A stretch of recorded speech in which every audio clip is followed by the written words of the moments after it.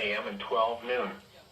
When there is a threat of severe weather in the area, the test is postponed until the first good weather day. Reception of this broadcast and the alarm tone will vary from place to place. This variability, normally more noticeable at greater distances from the transmitter, will occur even though you are using a good quality receiver in perfect working order.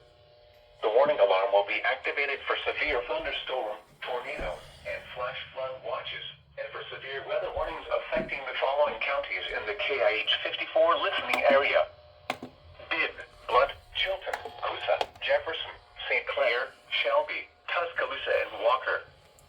This has been a test of the NOAA radio warning alarm device.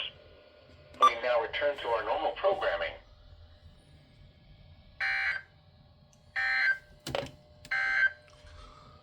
The current... Hold on. Okay.